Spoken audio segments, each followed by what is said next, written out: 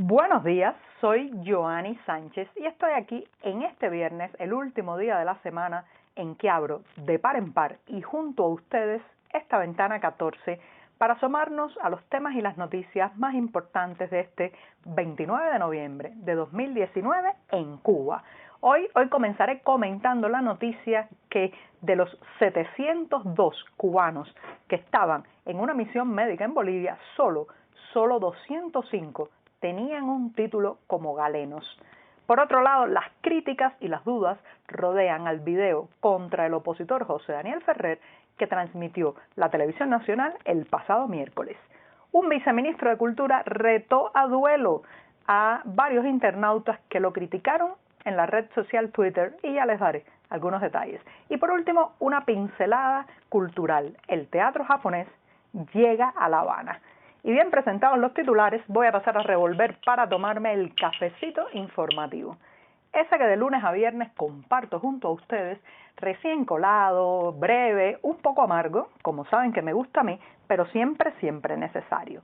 Paso entonces, después de este sorbito delicioso para empezar el día, al primer tema que les contaba. Tiene relación con que solo 205 de 702 médicos cubanos que estaban desplegados en Bolivia, solo menos de la tercera parte, tenían un título como galenos, o sea, aparecían como una misión médica de más de 700 médicos, pero en realidad solo un poco más de 200 personas podían confirmar que habían estudiado alguna vez en la medicina y que se habían graduado en esa especialidad. Estos son datos que ha puesto a disposición pública el ministro de Sanidad del país, de ese país andino, Aníbal Cruz. Les recuerdo que todo esto son informaciones que han ido saliendo a partir de que Evo Morales abandonara el país y el nuevo gobierno provisional encabezado por Yanín Añez ha empezado a revisar los documentos de estos profesionales y ha concluido que la mayoría en realidad eran técnicos o conductores representando los médicos en una pequeña cantidad en este grupo total. Sin embargo, todos cobraban como si fueran profesionales de la salud, galenos, personas que estaban allí para salvar vidas. En 2019 el gobierno boliviano gastó entre enero y octubre alrededor de 7.7 millones de dólares en la misión cubana, esto según datos disponibles, aunque las autoridades de salud de Bolivia han encargado una auditoría. ¿Por qué no nos sorprenden estas noticias? No nos sorprenden porque es sabido ya, en primer lugar, algo que hemos comentado varias veces en esta ventana 14 y un tema al que le hemos dedicado también amplios reportajes en el diario 14 y medio, que la mayoría de estas misiones son una fuente económica muy apetitosa para la Plaza de la Revolución de La Habana, una manera de tener divisa y muchas veces pues los servicios brindados, la calidad de esos servicios, el número incluso de profesionales de salud que se despliega en el país con el que se firma el contrato está muy por debajo o no está relacionado con el monto total que se recibe, porque muchas veces detrás de ese monto se disfrazan ayudas, apoyos económicos, subsidios, incluso, acuerdos que tienen más que ver con la camaradería ideológica que con el servicio sanitario que van a brindar estos médicos. Eso no significa que no salven vidas, claro que salvan vidas,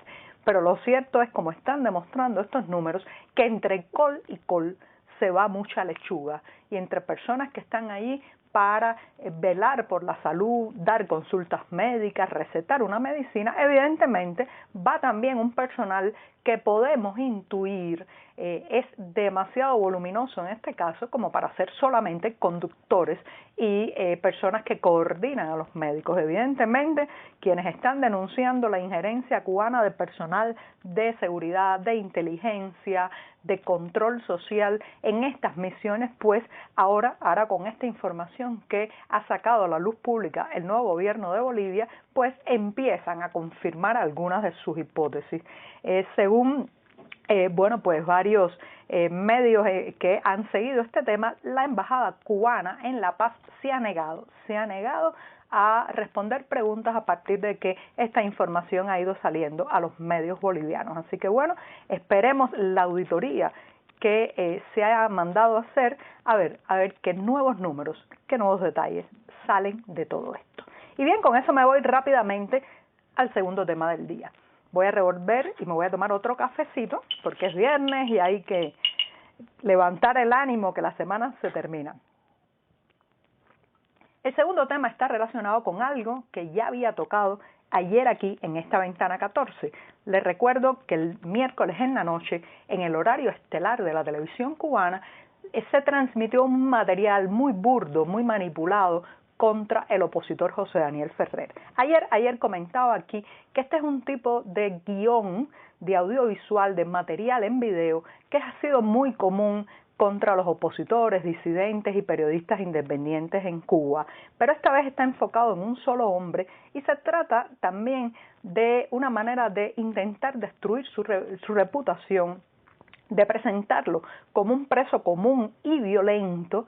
Y bueno, pues todo esto ha generado una gran polémica y muy interesante durante la jornada del jueves y les voy a contar un poco qué se está comentando no solamente en las calles, sino también en las redes sociales.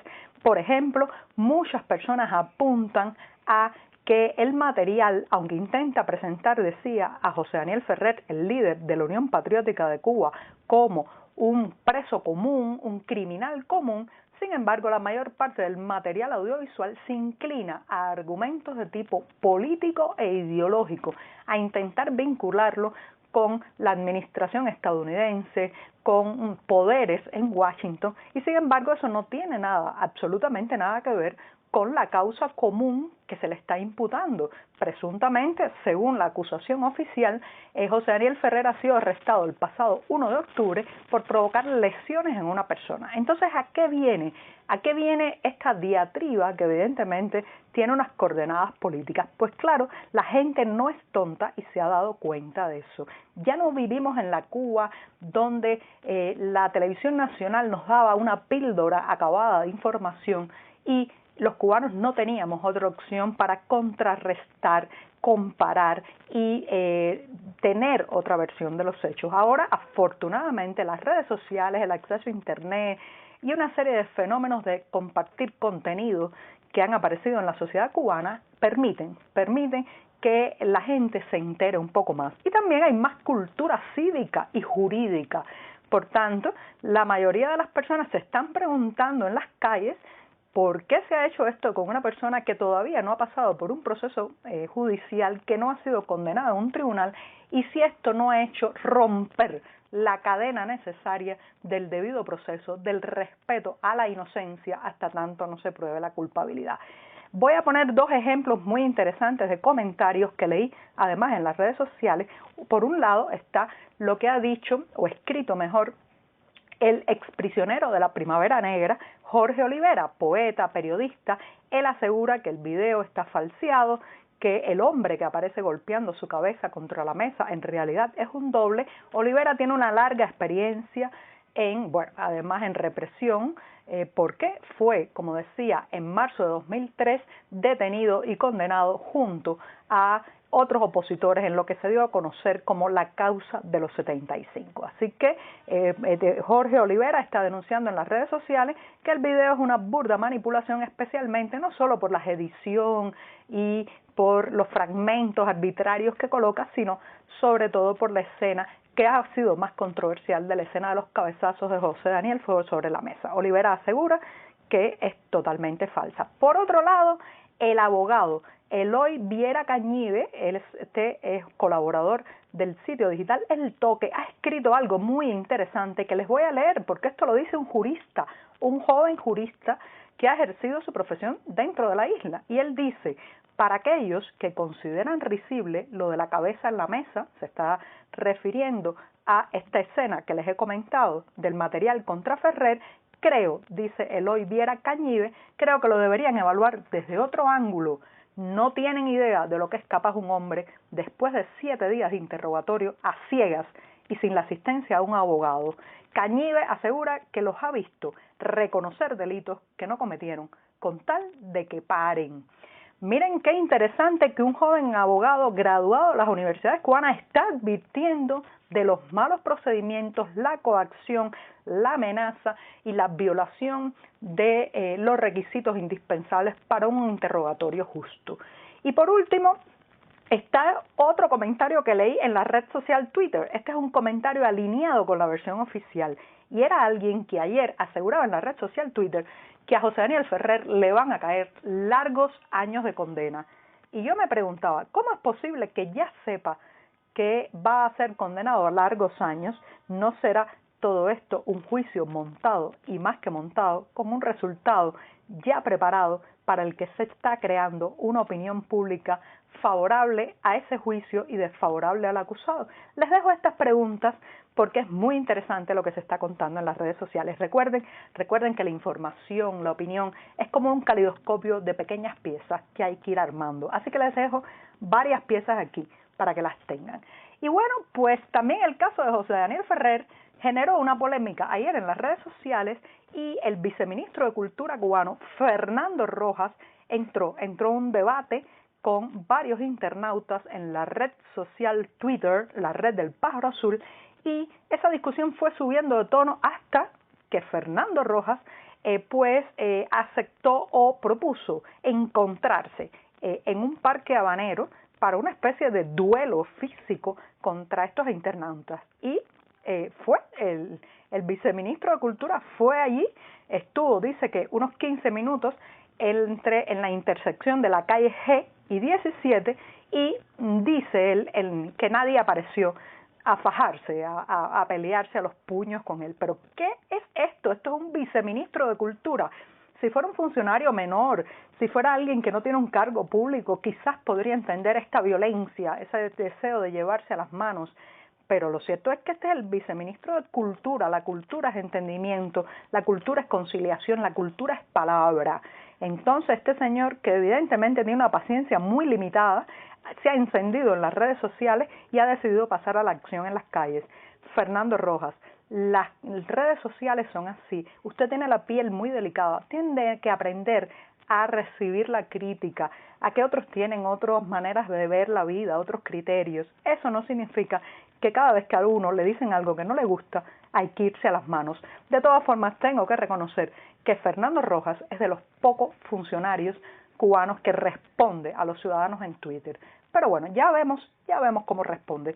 Ahora me voy ya rápidamente recordándoles que si está en La Habana, hoy viernes 29 y mañana sábado 30 de noviembre a las 7 de la noche, con entrada libre, hay un lujazo cultural para aquellos que aman el teatro. Se trata de una invitación al teatro japonés Kabuki en el Teatro Martí. El Teatro Martí está ubicado en La Habana Vieja, les reitero, viernes 29, sábado 30, 7 p.m. Este teatro japonés tradicional que, bueno, se caracteriza por su drama y también por el uso de maquillajes muy elaborados. Y con esto me despido hasta el lunes.